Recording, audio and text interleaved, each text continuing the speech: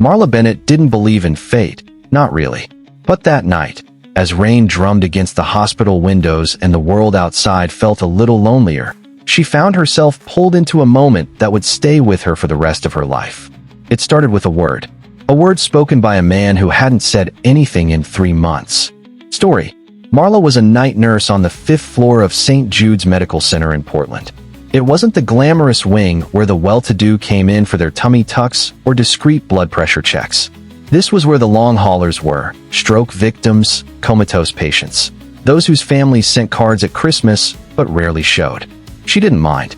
She liked the quiet, the way the machines hummed like lullabies, the way stories lingered in the air, even if no one was around to hear them. One of those stories belonged to Simon Cross. Simon had been in room 512 since late February. A wealthy entrepreneur, tech money. From what little Marla had pieced together, Simon had suffered a massive brain aneurysm at just 43. No family ever visited. No friends called. The tabloids ran a piece on him when he first fell ill, something about a ruthless business deal gone wrong. And then, silence.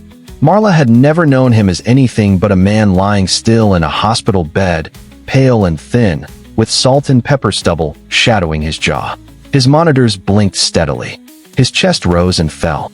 And every night, Marla would check his vitals, adjust his pillow, and, when no one was around, read to him. She wasn't sure why she started. Maybe it was the way the room felt too heavy, like sorrow lived there. Maybe it was loneliness, hers or his, she wasn't sure. So she read. Old books at first.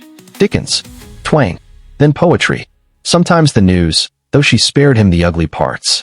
And then one evening in May, she brought in a slim novel she'd found at a thrift store. The First World by Yar Michaels. A story about a boy who dreams of a perfect world where no one's ever lonely, where kindness is currency, and people speak the language of empathy before anything else. It wasn't famous. It wasn't even particularly well written. But something about its earnestness spoke to her. She read it aloud, page by page, night after night. The twist. On the 7th night, just as she was about to leave, she whispered, "I wonder what your perfect world would be like, Simon." She didn't expect an answer. He never moved, never blinked. But as she turned to leave, a hoarse, cracked voice broke the silence. "Sorry." Marla froze. The word was so soft, she thought she imagined it. But the monitor spiked, just a touch, and his lips moved again. "Sorry," he rasped. Tears blurred her eyes as she fumbled for the call button, summoning the on-call doctor.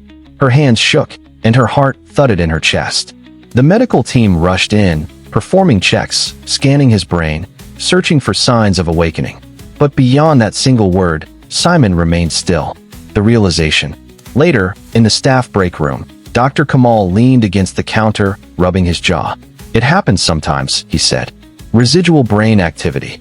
Could be a reflex." But Marla didn't believe that. Because it wasn't random. It was deliberate. She'd felt it. And she couldn't stop thinking about that word. The climax. Over the next week, she read to him more. Stories about redemption, forgiveness, second chances. And one night, one of the orderlies, a gruff man named Lou, stopped by. "You know who he is, right?" Lou asked, jerking his chin toward Simon's room. Marla shrugged. "A tech guy?" Lou snorted. "A shark. Ruined dozens of small businesses. My cousin's restaurant went under after one of his apps killed foot traffic in our neighborhood. Guy made a fortune on other people's misfortunes." Marla swallowed hard. That explained the empty visitor chair by his bed.